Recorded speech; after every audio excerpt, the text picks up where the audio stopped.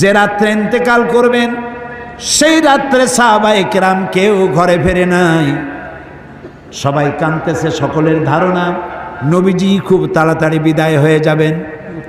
ঘরের মধ্যে স্ত্রীরা কাঁদেন, জামাই কাঁদে, নাতি নাতনি কাঁদেন।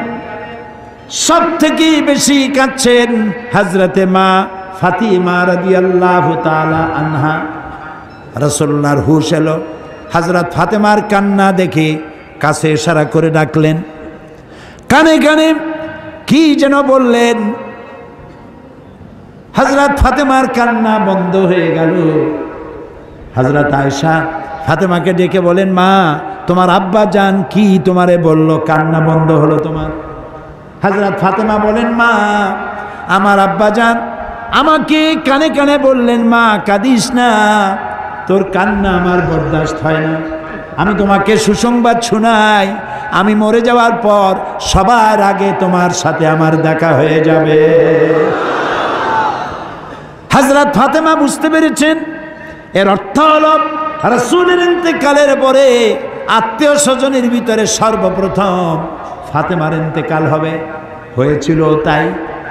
রাসূলুল্লাহ বেহুশ হয়ে পড়লেন, আবার হুশ হলো, আবার বেহুশ হলেন। ফজরের পরে হযরতে জিবরাইল এসে বলছেন, আসসালামু আলাইকা ইয়া রাসূলুল্লাহ, হে আল্লাহর রাসূল, আল্লাহ আপনাকে সালাম বলেছেন আর তিনি জানতে চেয়েছেন আপনি কেমন আছেন। তিনি জানেন আপনি কেমন আছেন, তারপরেও তিনি জানতে চেয়েছেন আপনার মুখে আপনি কেমন আছেন। নবীজি বললেন, আমি বড়ই কষ্টের ভিতরে আছি, অসুস্থ আছি। হযরতে জিবরাইল বলছেন, ইয়া রাসূলুল্লাহ, একজন নতুন ফেরেশতা এসেছে আজ আমার সাথে, যে ফেরেশতা কোনো মানুষের কাছে আসার জন্য অনুমতি কোনোদিন চায় নাই আর কোনোদিন চাবেও না, শুধু আপনার অনুমতি চায় আপনার কাছে আসার জন্য। সে ফেরেশতার নাম মালাকুল মউত। হযরতে মালাকুল মউত রাসূলের অনুমতি নিয়ে রাসূলের জাসাদ মুবারকের কাছে এসে সালাম পেশ করলেন। বললেন, ইয়া রাসূলুল্লাহ, আদম আলাইহিস সালাম থেকে নিয়ে শুরু করে এই পর্যন্ত আমি যত মানুষের জান কবজ করেছি আর কিয়ামত পর্যন্ত যত মানুষের জান কবজ করব, কারো কাছে অনুমতি চাই নাই, অনুমতি চাওয়াও আমার লাগবে না। কিন্তু আজকে আসার সময় আল্লাহ রাব্বুল আলামিন আমাকে বলেছেন আমি যেন আপনার অনুমতি চাই। রাসূলুল্লাহ বললেন, মালাকুল মউত, আমি যদি তোমাকে অনুমতি না দেই? হযরতে মালাকুল মউত বলেন, ইয়া রাসূলুল্লাহ, আল্লাহ তাআলা বলেছেন অনুমতি যদি না পাও ফিরে এসো। আল্লাহু আকবার, আল্লাহু আকবার। হযরতে জিবরাইল বলেন, ইয়া রাসূলুল্লাহ, আল্লাহ রাব্বুল আলামিন আপনার সঙ্গে দিদারের ইন্তজার করতেছেন। নবী বললেন, মালাকুল মউত, তুমি তোমার কাজ শুরু করতে পারো। মালাকুল মউত যখন জান কবজ করতে যাবে, রাসূলুল্লাহ বললেন, আয়েশা একটু কাছে আসো। ওই যে সোনা ছিল কয়েক টুকরা, সোনাগুলোর খবর কি? 6 টুকরা, ছোট্ট ছোট্ট 6টা টুকরা সোনা ছিল, সোনাগুলো কই? হযরত আয়েশা বলেন, আমি তার যত্ন করে রেখেছি। নবীজি বলছেন, এক্ষুনি স্বর্ণ টুকরাগুলি সদকা করে দাও। আমি মুহাম্মদ সাল্লাল্লাহু আলাইহি সাল্লাম আল্লাহর দরবারে এই অবস্থায় উপনীত হতে চাই না যে মুহাম্মদের ঘরের ভিতরে সোনা আছে। হযরত ওমর রাদিয়াল্লাহু তাআলা আনহু রাসূলের সঙ্গে দেখা করতে গেছিলেন একদিন। ঘরে মা আয়েশা ছিলেন না। হযরত ওমর সালাম দিয়ে ঘরের মধ্যে ঢুকে দাঁড়ায় দাঁড়ায় কাঁদতেছেন, বাচ্চা শিশুর মতো ডুকরে ডুকরে কাঁদছে। রাসূলুল্লাহ জিজ্ঞেস করছেন, ওমর কাঁদো কেন? হযরত ওমর বলছেন, আমি বিশ্বনবীর ঘর দেখতেছি, ছোট্ট একটা ঘর, এক কোনায় একটা সরাহি পানি রাখার পাত্র কাইতে হয়ে পড়ে আছে, একটা গ্লাস কাইতে হয়ে পড়ে আছে, আর এক কোনায় 1 কেজি কি আধা কেজি জব পড়ে আছে, আর রাসূল শুয়ে আছেন। দড়ি দিয়া বুনানো একটা খাটিয়ার উপরে, চাদর নাই, বালিশ নাই, হাত মোবারক মাথার তলে দিয়ে শুয়ে আছে, পিঠ মোবারকে দড়ির দাগ কেটে আছে। হযরত ওমর বলছেন, ইয়া রাসূলুল্লাহ, আমি তো বরদাস্ত করতে পারছি না। বিশ্বনবী, তার পিঠে দড়ির দাগ,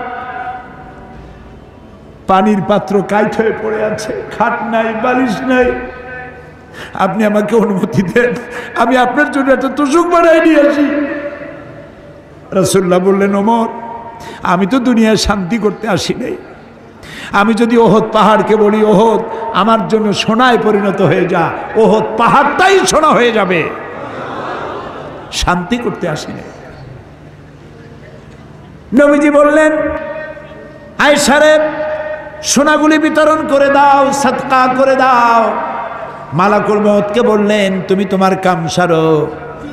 জান কবর শুরু হয়ে গেল। নবীজি জীবনের শেষ কথা মুখ থেকে উচ্চারিত হলো, আসসালাত আসসালাত ওয়া মা মালাকাত আইমানুকুম, ও আমার উম্মতেরা, নামাজ নামাজ। ইন্তেকালের সময় মেয়ের কথা বললেন না, নাতির কথা বললেন না, জামাইয়ের কথা বললেন না, উম্মতকে স্মরণ করালেন, ও আমার উম্মতেরা, নামাজ ছেড়ে দিও না, আর তোমার অধীনস্থ ব্যক্তিদেরকে জ্বালা যন্ত্রণা দিও না, চাকর বাকরের জ্বালা যন্ত্রণা দিও না, গরিব মানুষের দিকে লক্ষ্য রেখো। আর আমি চিরজনমের মধ্যে জ্বালা যন্ত্রণাদের থেকে বিদায় নিয়ে গেলাম, নামাজ ছেড়ে দিও না।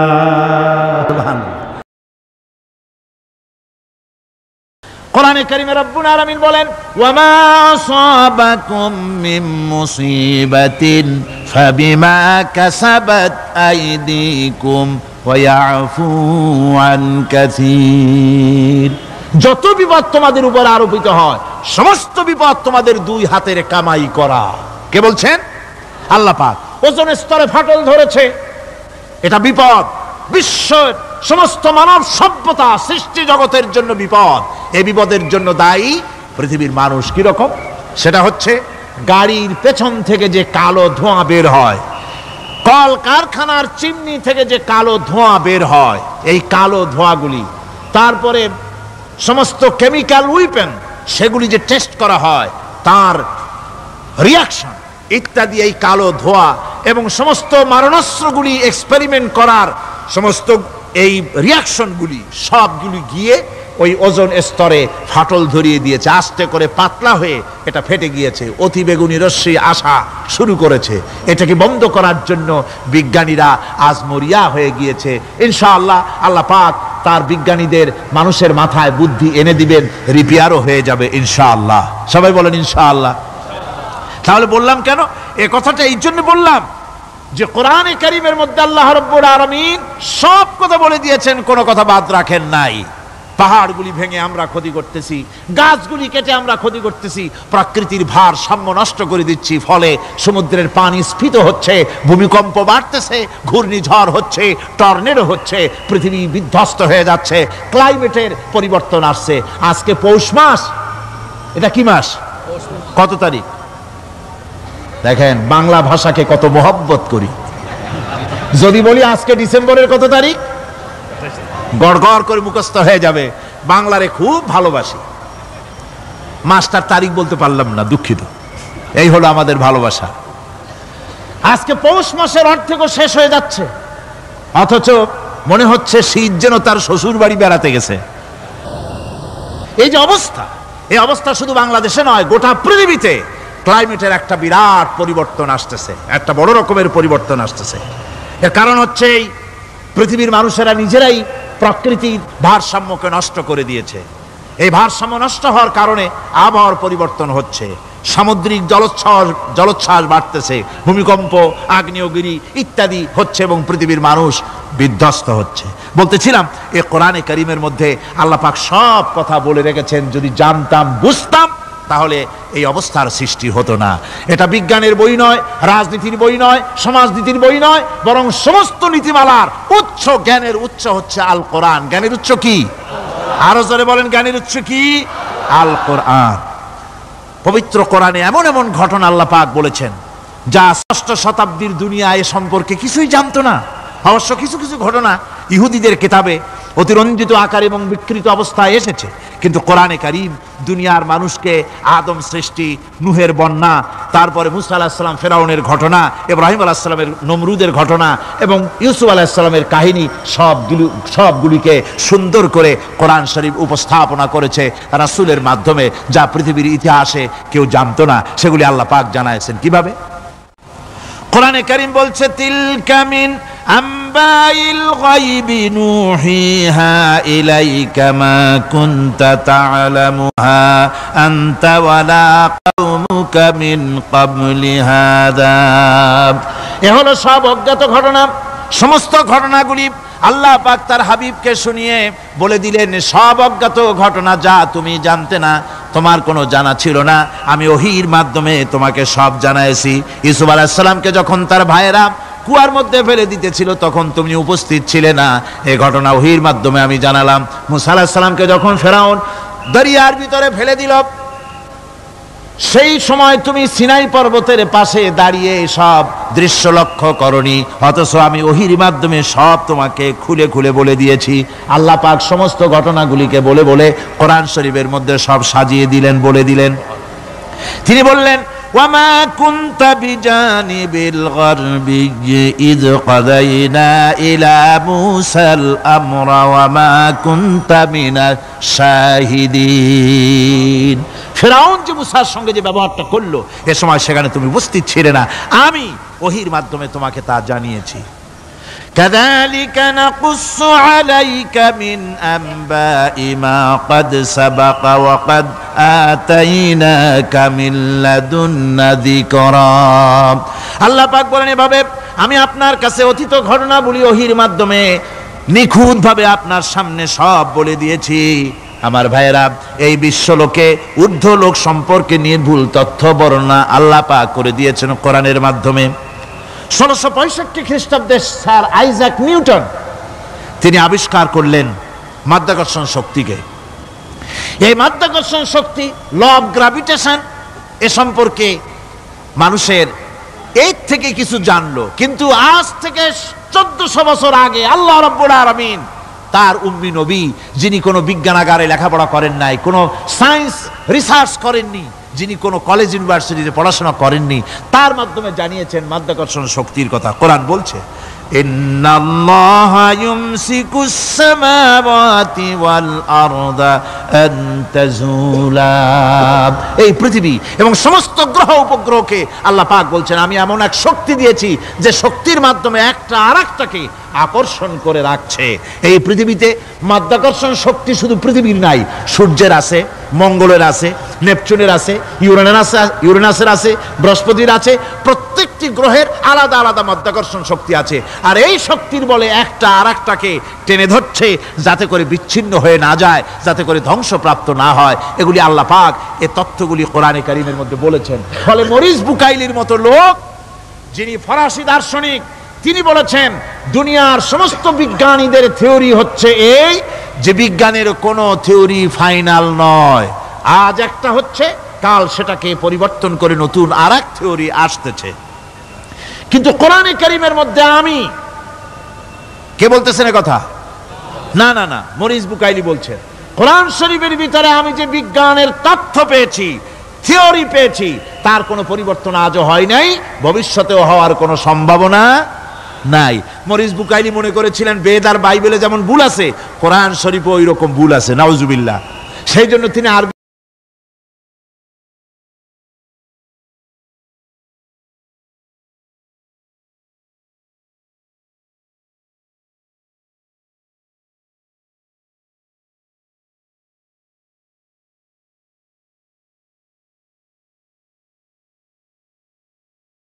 আরবি শিখলেন কোরআন বোঝার জন্য, ভুল ধরার জন্য। কোরআন শিখলেন কি জন্যে? ভুল ধরার জন্য। আর এমন শেখা শিখছেন, ওই আরবি শিক্ষা মানে আমাদের দেশের লোকদের মতো আনাকুম জানাকুম শেখে নাই, ভালো করেই শিখছে, ভালো করেই মুখস্থ করেছেন, তার ভালো করে আরবি শিখেছেন, তারপরে কোরআন শরীফ পড়েছেন, তারপরে তিনি এ কোরআন পড়ে তেলাওয়াত করে বুঝে এরপরে তিনি বই লিখেছেন দি Bible, the Quran and science. এই বইয়ের মধ্যে তিনি পরিষ্কার লিখেছেন, কোরআন পড়লাম, এর ভিতরে একটা নক্তা দেওয়ার, একটা কলমের ফোঁটা দেওয়ার জায়গা কারো নাই। কোরআন নিঃসন্দেহে মহান স্রষ্টা আল্লাহ রাব্বুল আলামিনের মানুষের বানানো কিতাব এটা হতে পারে না। সুতরাং কোরআন শরীফের মধ্যে আল্লাহ পাক সব কথা বলে দিয়েছেন। বিজ্ঞানের সাথে কিন্তু কোরআনের সংঘর্ষ নাই। অনেকে মনে করে যে বিজ্ঞান আর কোরআন এর মধ্যে বিরাট সংঘর্ষ। না, বিরাট সংঘর্ষ নয়, দুই একটা পয়েন্টে সংঘর্ষ থাকতে পারে। অধিকাংশ ব্যাপারই বিজ্ঞান, আমি মনে করি বিজ্ঞানের আবিষ্কার যত বাড়বে কোরআন বোঝা মানুষের জন্য তত সহজ হবে। এটা আমার ধারণা, এটা আমার ধারণা। বিজ্ঞানের সাথে দুই একটা পয়েন্টের উপরে সংঘর্ষ আছে, যেমন চন্দ্র এবং সূর্য সম্পর্কে, সৌরজগৎ সম্পর্কে Copernicus, Kepler, Galileo, Newton, Einstein মহাশূন্য সম্পর্কে যে সব বক্তব্য রেখেছেন, সেসব বক্তব্যের সাথে কোরআন শরীফের কিছুটা বৈপরীত্য রয়েছে। যেমন কেউ বলেছেন সূর্য ঘোরে, পৃথিবী স্থির, কেউ বলে সূর্যের চতুর্দিকে পৃথিবী ঘোরে, কেউ কয় চন্দ্র ঘোরে, কেউ কয় আমরা কি আর বসে থাকি, আমরাও ঘুরি। কিন্তু আসলে ঘোরেটাকে কে ঘোরে, এ ফয়সালা কে দেবে? কে দিবে বলুন তো? হ্যাঁ, ঠিক বলেছেন, আল্লাহই দিবেন, কারণ এগুলি সৃষ্টি করেছেন কে? এবার শুনুন, এই বিতর্কের মীমাংসা আল্লাহ পাক করছেন কোরআনে কারিমে বহু আগে।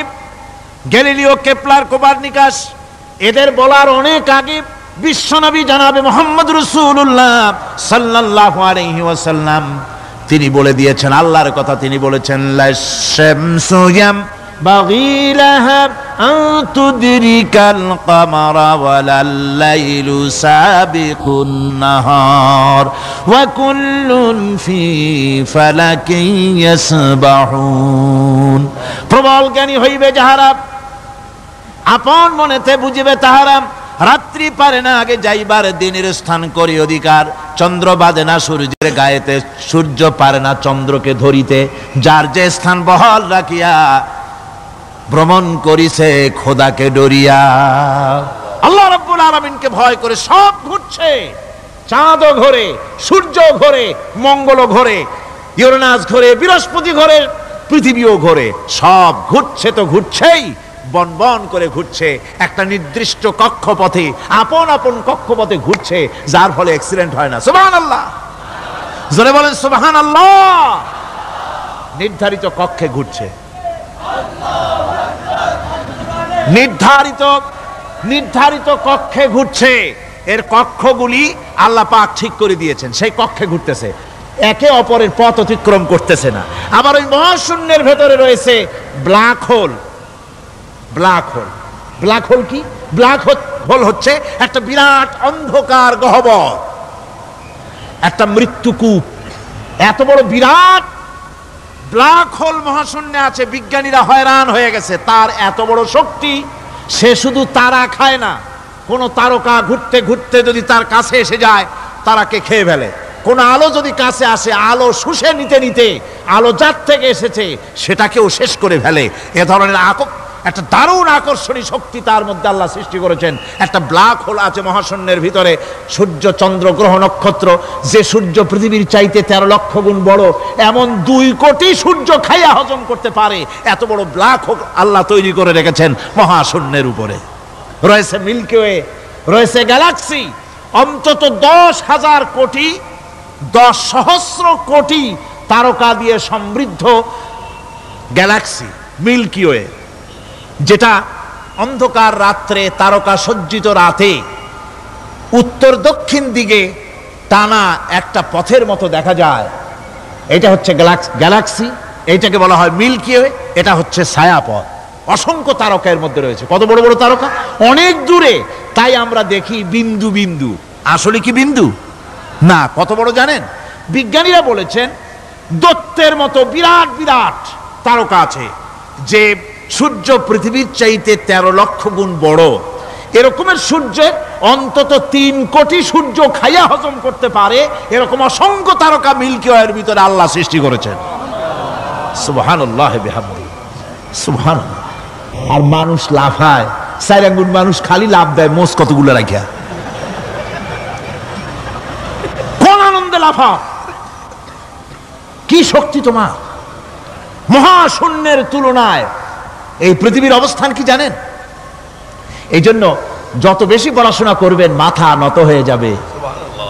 কমিউনিস্ট হয় ছাগলেরা, বুদ্ধিমান কোনোদিন কমিউনিস্ট হয় না। কারা কমিউনিস্ট হয়? ছাগলগুলি, যাদের আকল নাই, যাদের জ্ঞান নাই, বুদ্ধি নাই, ওরাই কমিউনিস্ট হয়। কোন চিন্তাবিদ, কোন বিজ্ঞানী কমিউনিস্ট হয় না। মাথা নত হয়ে যায়, আল্লাহর এই সৃষ্টি দেখে পাগল হয়ে যায়। নিঃসন্দেহে আল্লাহ আছেন, নইলে পরে এগুলি হয় কি করে? আমি চিন্তা করে পাই না কমিউনিস্ট হয় কেমন, কতখানি পাগল হইলে হয়। ছোট্ট একটা রুমাল দেখলে মনে করি কোন তাঁতি এটারে বানাইছে। একটা এই কি জানি কয় মাইক দেখলে মনে করি কেউ এটাকে বানাইছে। টেবিল দেখলে মনে করি কেউ বানাইছে। ফ্রিজ দেখলে মনে করি বানাইছে কেউ। একটা সুই দেখলে মনে করি কেউ এটাকে বানাইছে। আর এই বিশাল পৃথিবী, ওই বিশাল আকাশ, কমিউনিস্টরা কয় এমনি এমনি হইছে। আমার বন্ধুগণ, মাথা নত হয়ে আসবে চিন্তা করলে কি বিশাল সৃষ্টি আল্লাহ পাকের। এই ছায়াপথ, এই গ্যালাক্সি, এর তুলনায় পৃথিবীর অবস্থান কোথায়? পৃথিবীর অবস্থানটা হচ্ছে, আমার হাতে এটি একটি কলম। এই কলমটা কাগজের উপরে আমি যদি এই নিপটা রাখি, কাগজের ভিতরে নিপে যতটুকুন জায়গা টাচ করবে, মহাশূন্য গ্যালাক্সি মিল্কি ওয়ে, আল্লাহর ওই মহাশূন্যের তুলনায় পৃথিবীর অবস্থান একটা কলমের নিপে যতটুকুন জায়গা নেয় এর থেকে বেশি নয়। এই যদি হয় পৃথিবী, তাহলে সেই পৃথিবীর মানুষ আপনি, আপনি কতটুকুন? সলিমুদ্দি বসিরুদ্দি খালি লাফায়। আমার বন্ধুগণ, লাভ কি? লাভের চোটে বলে হ্যান করেঙ্গে ত্যান করেঙ্গে, লাঠি কে আন্দার মুগুর ভরেঙ্গে। কয়দিন পর শোনা যায় শীত হয়ে পড়ছে, কিছু নাই। সুতরাং আল্লাহ পাকের অসীম সৃষ্টি জগৎ, এর সঙ্গে বিজ্ঞানের সংঘর্ষ কম, দুই একটা পয়েন্টে আছে। বাকি সবগুলিতে বিজ্ঞানের আবিষ্কার যত বাড়তেছে, আল্লাহরে চেনা, সৃষ্টি জগৎকে জানা মানুষের জন্য তত সহজ হচ্ছে। আর রহমান আল্লামাল কোরআন, কোরআন শিখিয়েছেন আমাদেরকে রহমান, এমন নিয়ামত দিয়েছেন যার মধ্যে সব আছে। মানুষ সৃষ্টির ব্যাপারে, মানব সৃষ্টির ব্যাপারে নির্ভুল তথ্য যদি পেতে হয়, তাহলে কার কাছে যাব? জোরে কোন? আল্লাহর কাছে যেতে হবে। আর আল্লাহর কাছে না যাইয়া মানব সৃষ্টির রহস্য যদি জানতে যাই ডারউইনের কাছে, তাহলে আপনার মামু হবে সুন্দরবনের বান্দরেরা। ঠিক কিনা? বান্দরেরা হবে মামু, সিম্পাজি ওরাং ওটাং হবে আপনার নানার দাদা। তার কারণ ডারউইন সাহেব বলেছেন মানুষ এর পূর্বপুরুষ হলো বাঁদর, সিম্পাজি, ওরাং ওটাং, এটা হলো তার থিওরি অফ ইভলিউশন। বিবর্তনবাদের এই বিবর্তনবাদের থিওরি পেশ করতে গিয়ে তিনি বলেছেন মানুষ হলো বান্দরের জাত। আরে বেটা, তুই বান্দরের জাত। নিজের লেজ কাটিয়া সকলের লেজ কাটা আরম্ভ করতে চাচ্ছে। কি পাগলের পাগল, মানুষ হয়েছে বান্দরের জাত। আশ্চর্য কথা। কেমনে কইলে? তো বললো যে সিম্পাজি দেখছে, তো সে সিম্পাজি দেখে তার মনে হয়েছে যে মানুষ ওরকমই তো দেখা যায়, তো মানুষ বুঝি বান্দর থেকেই আসছে। আমি বলি পৃথিবীতে এমন পাগল আমি কোনোদিন দেখিও নাই, শুনিও নাই যে কোনো পাগল পাবদা মাছ দেখে বলেছে যে এটা হচ্ছে বোয়াল মাছের পূর্বপুরুষ। টাকি মাছ দেখে কোনো ছাগলেও বলেছে আজ পর্যন্ত যেটা হলো শোল মাছের পূর্বপুরুষ। পুঁটি খাইতে খাইতে আস্তে আস্তে বিরাট শোলে পরিণত হয়ে গেছে, কোনো পাগলেও বলেনি। আচ্ছা, মেনে নিলাম ডারউইন সাহেবের থিওরি, মেনে নিলাম এক সেকেন্ডের জন্য যে বান্দর থেকেই মানুষ হইছে। এখনো তো বানর প্রজাতি আছে না শেষ হয়ে গেছে? আছে কিনা? তাহলে সুন্দরবনে যান, যে দেখুন কোন বাঁদর কি এ পর্যন্ত দেখা গেছে যে কোমর পর্যন্ত মানুষের মতো হয়ে গেছে? আর একটু দুধ আর পনির আর একটু এই শুটকি মাছ, লোট্টা ফিশ খাওয়াইলে আর কদিনের মধ্যে এই বান্দরটা মানুষ হয়ে যাবে। হয়েছে এরকম? বাঁদরের 12 আনা মানুষ হয়ে গেছে, 14 আনা মানুষ হয়ে গেছে, আর অল্প একটু বাকি। এরকম দেখা গেছে কোথাও? দেখা যায়নি। এগুলি পাগলামি কথা, পাগলামি কথা। মানুষ বানর থেকে আসেনি, মানুষ ওরাং ওটাং থেকে আসেনি, মানুষ সিম্পাজি থেকে আসেনি। মানুষ এসছে কোত্থেকে? এটা জানতে হলে, এ নির্মূল তথ্য জানার জন্য আসতে হবে কোরআনের কাছে। কার কাছে? আল্লাহ রাব্বুল আলামিন তার হাবিবের মুখ থেকে মানব সৃষ্টি রহস্য তিনি উদ্ঘাটন করে দিয়েছেন। তিনি বলেছেন, দুনিয়াবাসীকে শুনিয়েছেন, ফালয়ানজুরিল ইনসানু মিম্মা খুলিকা মিম্মা ইন দাফিকিন ইয়াখরুজু মিন বাইনিস সুলবি ওয়াত তারাইব। আল্লাহ পাক বলেন, মানুষ কি তার সৃষ্টি রহস্য দেখে না? কেমনে তাকে আমি সৃষ্টি করেছি?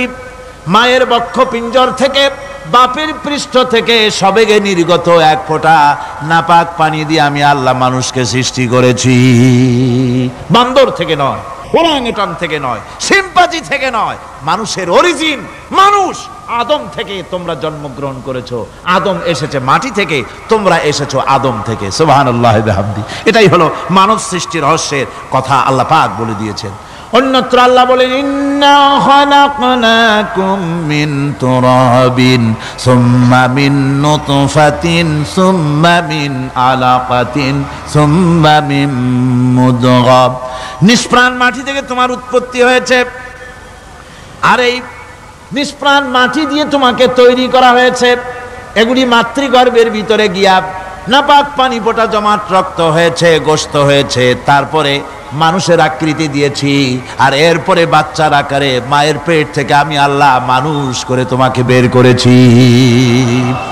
সুতরাং মানব সৃষ্টি রহস্যের কথা বিজ্ঞানের সাথে যেটা সাংঘর্ষিক হবে কোরআনের সাথে, আমরা সেটা মানতে পারি না। আমাদেরকে মানতে হবে মূল জ্ঞানের কেতাবটা। মূল জ্ঞানের কেতাব কোনটা? জোরে কন্ত কোনটা? কোরআন। এখানে সব কথা আল্লামাল কোরআন। কোরআন শিখিয়ে মানুষকে আল্লাহ পাক সবচাইতে বড় দয়া করেছেন, এর থেকে বড় দয়া আর হয় না।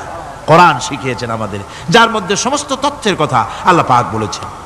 The universe and doctor Einstein বইয়ের ভিতরে লেখা হয়েছে যে একদিন এমন হবে যখন ধীরে ধীরে সূর্য তার আলো হারিয়ে ফেলবে, চন্দ্র নিষ্প্রভ হয়ে যাবে, আর পৃথিবী আস্তে আস্তে তার গতি হারিয়ে ফেলবে। একথা আজকের বিজ্ঞানীরা অথবা আজ থেকে কয়েক বছর আগের বিজ্ঞানীরা একথা বলছেন। কিন্তু রাসূল করিম সাল্লাল্লাহু আলাইহি ওয়াসাল্লামের মুখ থেকে আজ থেকে 1400 বছর আগে, যিনি বিজ্ঞানাগারে মোটেও পড়াশোনা করেন নাই, লিখতে জানেন না, পড়তে জানেন না, সই করতে জানেন না, বিজ্ঞান আজ যে কথা বলছে সেই কথা 1400 বছর, 1500 বছর আগে রাসূল করিমের মুখ থেকে আল্লাহ পাক বলছেন। কোরআনে কারীম বলছে, ইয়াসআলু আইয়ানা ইয়াউমুল কিয়ামা ফাইদা বারিকাল বাসারু ওয়া খাসাফাল কামারু ওয়া জুমিআশ শামসু ওয়াল কামার। হে রাসূল, রাসূলের কাছে জিজ্ঞাসা করে কিয়ামত কবে হবে? আল্লাহ পাক বলেন, বলে দিন যেদিন চন্দ্র তার আলো হারিয়ে ফেলবে, যেদিন সূর্য তার আলো হারিয়ে ফেলবে, আর চন্দ্র আর সূর্য সব একাকার হয়ে যাবে। হাজারা বলছে চাঁদে আলো থাকবে না, সূর্য আগের থেকে তার উত্তাপ এবং আলো স্তমিত হতেছে, এবং হতে হতে এমন এক পর্যায়ে আসবে যখন সূর্য আলো হারিয়ে ফেলবে। বিজ্ঞানীরা গত 4-5 বছর আগে এ বক্তব্য রেখেছেন, কিন্তু 1400 বছর আগে বিজ্ঞানের লালনাগারে লেখাপড়া না করে হুজুরের মুখ থেকে আল্লাহ কথা বলে দিয়েছেন। তাহলে বিজ্ঞানের আসল কিতাব কোনটা? জোরে বলেন কোনটা? আল্লাহ পাক আরো বলেন, ইজাশ শামসু কুবিরাত ওয়া ইযান নুজুমুন কাদারাত ওয়া ইযাল জিবালু সুজ্জিরাত। তারকাগুলি, সূর্যের আলো থাকবে না, নক্ষত্রগুলো স্থানচ্যুত হয়ে যাবে, কক্ষচ্যুত হয়ে যাবে, পাহাড়গুলিকে পরিচালিত করে দেওয়া হবে, কিছুই থাকবে না, সব শেষ হয়ে যাবে। বিজ্ঞানীরা আজ বলতেছে যে সব শেষ হয়ে যাবে, কিছুই থাকবে না, সব শেষ হবে। বিজ্ঞানীরা বলতেছেন, কোরআন অনেক আগে বলেছে, কুল্লু মান আলাইহা ফান ওয়া ইয়াবকা ওয়াজহু রাব্বিকা যুল জালালি ওয়াল ইকরাম। সব শেষ হয়ে যাবে, বিশ্বে যা কিছু আছে সব লয় হবে, ক্ষয় হবে, ধ্বংস হবে, কিচ্ছু থাকবে না, থাকবেন শুধু আল্লাহ সুবহানাহু ওয়া তাআলা। সুবহানাল্লাহি ওয়া বিহামদি। কোরআনে কারীম একথা বহু আগে আমাদেরকে জানিয়ে দিয়েছে। সুতরাং আসল জ্ঞানের কিতাবটাই হচ্ছে কোরআনে কারীম। এই কোরআনের কাছে আমরা যত যেতে পারবো, যত কোরআন বুঝতে পারবো, ততই আমাদের জন্য আমরা সমৃদ্ধ হতে পারবো, আমাদের উপর আল্লাহর রহমত আসবে, আমরা সমাজ চালাতে পারবো, আমরা দেশ চালাতে পারবো, আমরা দুনিয়ায় শান্তি পাবো, আমরা আখিরাতেও মুক্তি লাভ করতে পারবো। কোরআনে কারীম সমস্ত বিজ্ঞানের উৎস, দর্শনের উৎস। এইটা না জানলে কিছুই জানা হয় না, এইটা জানা হলে সব জানা হয়। পণ্ডিত আপনার ডক্টর শহীদুল্লাহ, আল্লাহ জান্নাত নসিব করুন, সবাই বলুন আমিন। তিনি বলতেন, বড় বড় সেমিনারে গিয়ে বলতেন তিনি, যে আপনারা যারা বক্তব্য রাখতে এসেছেন, জনগণকে বলছি না, যারা বক্তব্য রাখতে এসেছেন, MA পাস করেছেন, ডিগ্রি করেছেন, PhD করেছেন, এভারসিএস করেছেন, বহু কিছু ডিগ্রি আপনারা লাভ করেছেন, নামের আগে 6 হাত লম্বা ডিগ্রি আপনারা লাগাইছেন, আপনারা পণ্ডিত ঠিকই, কিন্তু এই কোরআন শরীফের জ্ঞান যদি আপনাদের না থাকে, আপনারা পণ্ডিত, তবে আপনারা মূর্খ পণ্ডিত। কি পণ্ডিত? কি পণ্ডিত? মূর্খ পণ্ডিত। আল্লাহর নবী বলেছেন, মৃত্যুর সময় মালাকুল মউতকে দেখার পরে এমন পানির পিপাসা হবে, মানুষ বলবে, আয় আল্লাহ, 7টা সমুদ্রের পানি যদি পান করতে পারতাম, যে পিপাসা লেগেছে এ পিপাসা নিবারণ হতো না। মানুষেরা বোঝে না, সেই জন্য বলে, কোন নেতা যখন হসপিটালে অসুস্থ হয়, কয় যে নেতা হসপিটালে মৃত্যুর সঙ্গে পাঞ্জা লড়িতেছে। হ্যাঁ, মৃত্যুর সাথে পাঞ্জা লড়বা তুমি? মালাকুল মউত দেখলে তো তোমার কলজে ঠান্ডা, হিম শীতল হয়ে যাবে মালাকুল মউতকে দেখলে। প্রিয় ভাই সব, আল্লাহ রাব্বুল আলামিন এর শরীরটাকে বাঁচাবার জন্য যা যা প্রয়োজন সব আপনার আমার সাথে দিয়ে দিয়েছেন। আল্লাহু আকবার। এরপরে ব্রেন, এই মাথা, বলেন তো কি? মাথা। এই মাথার মধ্যে দিয়েছেন ঘিলু। ঘিলু বা ব্রেন খাইছেন আপনারা? আরে আল্লাহ রে, আমি কি মানুষের গিলু খাইতে কইছি? গরুর গিলু খান নাই? ছাগলের ব্রেন খান নাই? তো কথা কইতে ভয় পান কেন? মানুষের গিলু কেন খাবেন? এই যে ঘিলু, ব্রেন, এই ব্রেনের ভিতরে রয়েছে অসংখ্য সেল। একটার কাজ হলো মেমোরি, আপনি যা শোনেন তা মুখস্থ করার জন্য একটা সেল। আর একটা হলো মেমোরি, একটা দুঃখ, একটা সুখ, একটা অনুভূতি, নানান ধরনের কাজ এখানে করে। আপনার পিঠের ভেতরে মশায় যদি কামড় দেয়, সেই কামড়ের অনুভূতির সাথে সাথে আপনার এই অনুভূতিটা ব্রেনে চলে গেল। ব্রেন হাতের কাছে ফ্যাক্স পাঠায় দিল, আর হাত ঠাস করে আঘাত দিল পিঠের উপরে, মশার বংশ সাফ হয়ে গেল। অথচ এই সিদ্ধান্ত নিতে সময় লাগলো না 5 মিনিটও, 1 মিনিটও। সুবহানাল্লাহ। আল্লাহ রাব্বুল আলামিন মানুষকে এত সুন্দর করে তৈরি করে, আল্লাহ তাআলা বলেছেন, এই মানুষগুলি আমি সৃষ্টি করেছি যে কারণে, সে কারণটা হলো মা খালাকতুল জিন্না ওয়াল ইনসা ইল্লা লিয়াবুদুন। ইবাদত ছাড়া অন্য কাজে তৈরি করি নাই বান্দারে, তোমারে আমি বানাইছি ইবাদতের জন্য। কি জন্য বানাইছি? হাত দিলাম, পাও দিলাম, চোখ দিলাম, সব দেখো আর শুকরিয়া আদায় করো। আল্লাহ, গাছের ফল খুবই মিষ্টি, আমি শুকর আদায় করবো কি গাছের? কার করব? এই লোকটার গলার আওয়াজ এত মিষ্টি, এই যে মশিউর রহমান কি সুন্দর গান গায়ে গেল, আল্লাহ তার গলাটা ভালো রাখুক, কি সুন্দর গান গাইল। এখন প্রশংসা কি মশিউরের? এ প্রশংসা কার? ডাক্তারের চিকিৎসায় ভালো হয়েছি, প্রশংসা কি ডাক্তারের? প্রশংসা আমার ওই আল্লাহর, যিনি ডাক্তারকে সঠিক ডায়াগনোসিস করার তৌফিক দিয়েছেন, আর আল্লাহ তাআলা আমার রোগকে ভালো করেছেন। আমাদের পিতা আবুল আম্বিয়া হযরত ইব্রাহিম আলাইহিস সালাম বলেছেন, ওয়াইজা মারিতু ফাহুয়া ইয়াশফিন, আমি যখন অসুস্থ হই তখন আমাকে রোগমুক্ত কে করেন? বলেন কে করে? এই জন্য ইবাদত, এর জন্যই আল্লাহ আমাদের তৈরি করেছেন। এখন আপনি যদি মনে করেন যে ইবাদতের জন্যই যদি তৈরি হই, তাহলে আমি চাষ করব কখন, চাকরি করব কখন, ব্যবসা করব কখন? সারাদিন যদি ইবাদত করি, ইবাদত বোঝেন নাই বলেই এই প্রশ্ন আপনি করেন। ইবাদত কি শুধু নামাজ? শুধু নামাজ রোজা ইবাদত নয়, শুধু নামাজ রোজা হজ যাকাত ইবাদত নয়। ইবাদত হলো জীবনের সমস্ত কাজগুলি আল্লাহর হুকুম মাফিক যদি করি, যা তিনি নিষেধ করেছেন তার থেকে যদি বাঁচি, রসুল যা আদেশ করেছেন তা যদি মানি, যা নিষেধ করেছেন তার থেকে যদি বাঁচি, এর নাম ইবাদত। আপনি চাষি, জমিন চাষ করতে গেছেন, সকালবেলায় পান্তা ভাত খাইয়া বিসমিল্লাহ বলে নেমে গেলেন, জমিনের চাষ করতেছেন আল্লাহর নাম নিয়ে, জমিনের কারো আইল ঠেলতেছেন না। যতক্ষণ না চাষ কাজ শেষ করে বাড়ি না ফিরছেন, অতক্ষণ নফল নামাজ পড়লে যে সওয়াব হতো, এই সওয়াব আমলনামায় লেখা যাবে। এই সওয়াব থেকে রিকশাওয়ালা বঞ্চিত নয়, এই সওয়াব থেকে নসিমন করিমন ওরাও বঞ্চিত নয়, ঠেলাওয়ালা কুলি মজুর তারাও বঞ্চিত নয়।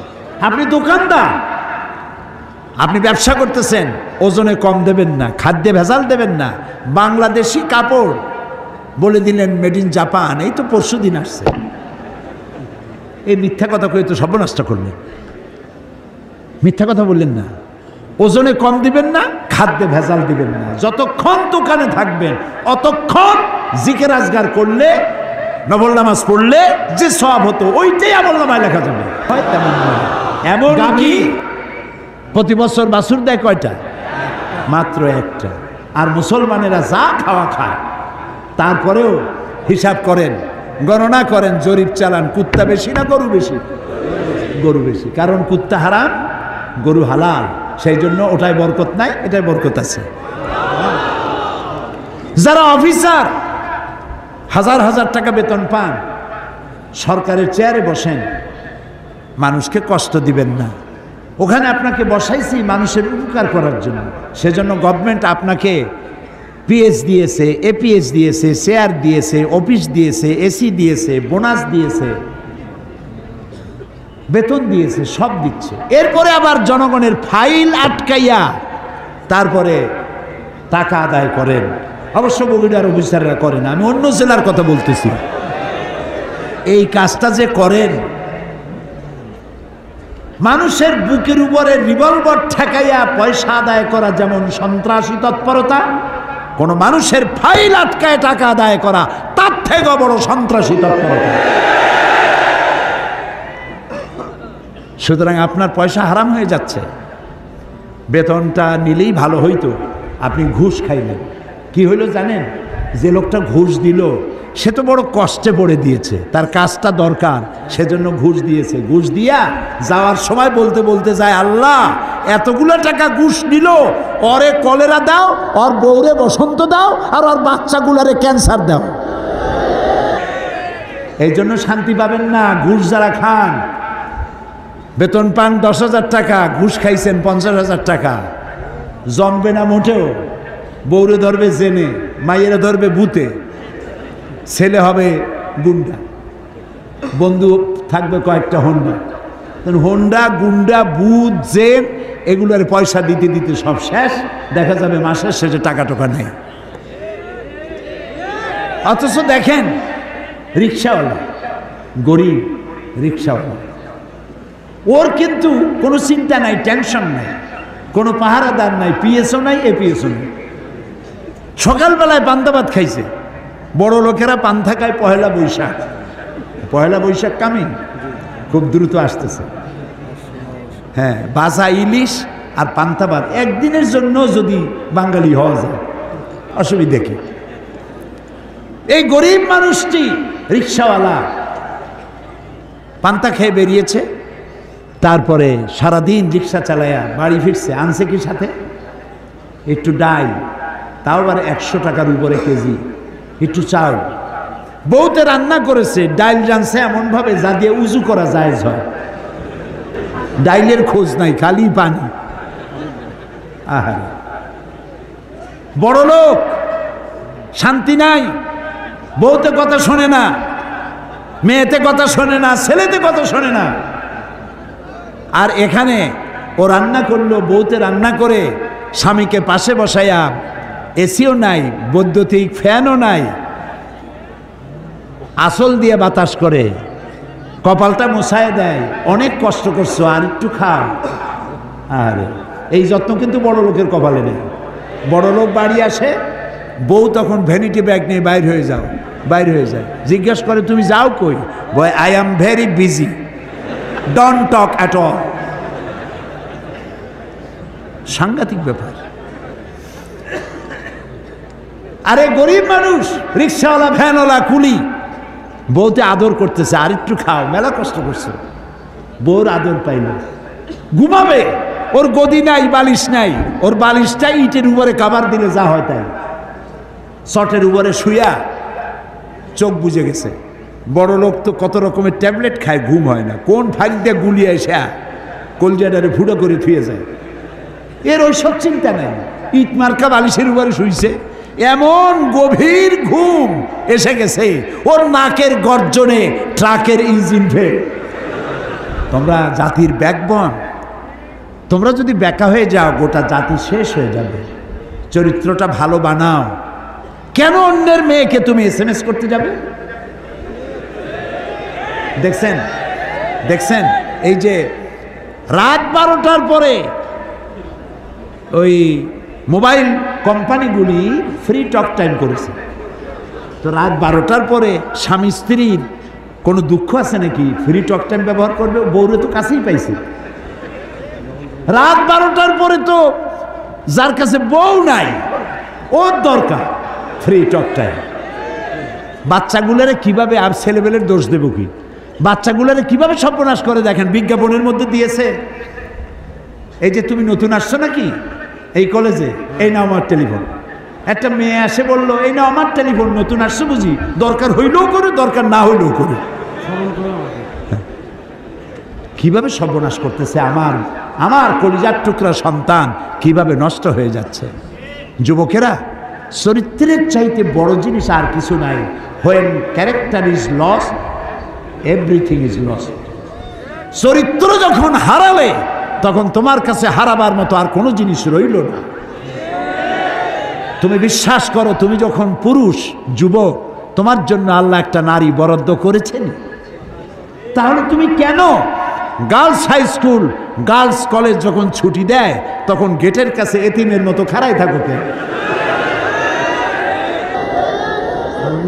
সমস্ত মেয়েদেরকে নিজের মায়ের মতো দেখো, সমস্ত মেয়েদেরকে নিজের বোনের মতো দেখো, তাহলে সমাজটা সুন্দর হবে, ভালো হবে। সুবহানাল্লাহ, সুবহানাল্লাহ। যুবকেরা, চরিত্র ভালো বানাও, তোমরা আমাদের সম্পদ। চরিত্র ভালো বানাবার জন্য কোরআন পড়ো, কোরআন পড়ো, কোরআন বোঝো। তোমরা কিন্তু পৃথিবীর সেরা। আল্লাহ রাব্বুল আলামিন বলেছেন, কুনতুম খায়রা উম্মাতিন উখরিজাত লিন-নাসি তা'মুরুনা বিল মারুফি ওয়া তানহাউনা আনিল মুনকার। আল্লাহ তাআলা বলেন, তোমরা শ্রেষ্ঠতম জাতি, পৃথিবীর সব থেকে সেরা জাতি, তার নাম মুসলমান। আজকে কি আমি শ্রেষ্ঠ আছি? আছি না, আজ আমি আর শ্রেষ্ঠ নাই, চরিত্র হারাই ফেলেছি। কানে রিং পরে বিদেশিদের মতো, নাকে মেয়েদের মতো নাকে ফুল পরে, ঢাকা এগুলো দেখছি আমি। রাসূলুল্লাহ বলেছেন, যেসব পুরুষেরা নারীর বেশ ধারণ করে আল্লাহ তাদেরকে লানত করে। তুমিও দোয়া করো। যেসব মেয়েরা পুরুষের বেশ ধারণ করে, রাস্তায় মানুষ পেয়ে গেছো, সাথে সাথে চোখ মোটা করে, এই বেটা রাস্তায় বেরোচ্ছে কোন আছে, কি আছে বের কর, বের কর তাড়াতাড়ি। যা আছে বাইর করে দিল আর বললো, আল্লাহ এই শয়তানটারে গজব দাও, আর ওর মা বাপেরও গজব দাও, এমন শয়তান পেটে ধুইছে মায়। তো তোমার মা বাপকে তুমি গালি শোনাবা? প্রিয় বগুড়ার যুবকেরা, আমি কি তোমাদের কাছে এই ওয়াদা পেতে পারি যে তোমরা কোরআন শরীফ বুঝে পড়বে? শুধু যুবকদের হাত দেখতে চাই, শুধু যুবক। আলহামদুলিল্লাহ, আলহামদুলিল্লাহ। বসো বসো বসুন, বসুন। আমি দাঁড়াতে বলি নাই, দাঁড়াতে বলি নাই। আমি খুশি হয়ে গেলাম, আল্লাহ খুশি হলেন, আলহামদুলিল্লাহ। কিয়ামতের দিন ওই রাসূল যদি আমাদেরকে উম্মত বলে পরিচয় না দেন, জান্নাতে যাওয়ার উপায় নাই। বগুড়ার ভাইরা, জীবনে বহুত নামাজ চলে গেছে, কোরআন শরীফের মাহফিলে আজ কি ওয়াদা করতে পারি নামাজ আর ছাড়বো না? পারি? পারি? কোন তাকবীর আর স্লোগানের দরকার নাই, দুটা হাত উঁচা করো, বলো ইয়া আল্লাহ, তোমার নামে কসম করি, তোমার নামে শপথ করি, যতদিন পর্যন্ত মালাকুল মউত আমার মাথার কাছে না আসতেছে ততদিন পর্যন্ত ফরজ নামাজ, ফরজ রোজা আর ছাড়বো না, আর ছাড়বো না, আর ছাড়বো না। ইয়া আল্লাহ, আমার মৃত্যু পর্যন্ত আজকের এই ওয়াদা পূরণ করার তৌফিক আমাকে দান করো। আমিন, আমিন, আমিন ইয়া রাব্বাল আলামিন। প্রিয় ভাই সব, আমরা এখন মুনাজাতের দিকে আগাচ্ছি, মুনাজাতের দিকে আগাচ্ছি। এত বড় মাহফিল জীবনে আরেকটা পাবো কোনো নিশ্চয়তা নাই। আছে কি কোনো নিশ্চয়তা? তাহলে দাঁড়ানো ভাইরা বসেন, আমি কিন্তু একবারও বলি নাই বসেন বসেন। এই মাহফিলের এই মাইকের আওয়াজ যদ্দূর শোনা যায়, রাস্তায় আছেন, ছাদের উপরে আছেন, যেখানে আছেন সেখানে বসেন। আমরা আল্লাহর কাছে দোয়া করবো, আল্লাহ সমস্ত শকুনের কুদৃষ্টি থেকে ৫৬,০০০ বর্গমাইলের এই দেশটা তুমি দয়া করে বাঁচায় রাখো। আল্লাহুম্মা আমিন। রব্বানা যালামনা আনফুসানা ওয়া ইন লাম তাগফির লানা ওয়া তারহামনা লানাকুনান্না মিনাল খাসিরিন। সবাই পড়েন আমার সাথে, রব্বানা যালামনা আনফুসানা ওয়া ইন লাম তাগফির লানা ওয়া তারহামনা লানাকুনান্না মিনাল খাসিরিন। আবার পড়েন, রব্বানা যালামনা আনফুসানা ওয়া ইন লাম তাগফির লানা ওয়া তারহামনা লানাকুনান্না মিনাল খাসিরিন। আয় আল্লাহ তাআলা, তোমার আরশে আজিম থেকে তাকায় দেখো, বগুড়ার এই বিশাল ময়দানে জায়গা না পেয়ে রাস্তাঘাটেও হাজার হাজার লোক দাঁড়ায় গেছে। আল্লাহ, ছাদের উপরে লোক, রাস্তায় লোক, মাঠে লোক, এই লাখো জনতা ভিখারির মতো, ভিক্ষুকের মতো গোনার বোঝা মাথায় নিয়ে তোমার দরবারে হাত তুলেছি। মাবুদ গো, মেহেরবানি করে আমাদের তামাম জিন্দিগির গুনাহ খাতা মাফ করে দাও। আয় আল্লাহ রাব্বুল আলামিন, আমাদের মধ্য থেকেই যাদের মা বাপ দুনিয়া থেকে বিদায় হয়ে গেল, আল্লাহ কবরগুলিকে জান্নাতের টুকরা বানাও রব্বুল আলামিন। আমরা যারা আব্বা হারাইছি, বাপ যার বেঁচে নাই, বেঁচে থাকলে নাম ধরে ডাকতো, আজকে তো আর কেউ নাম ধরে ডাকে না।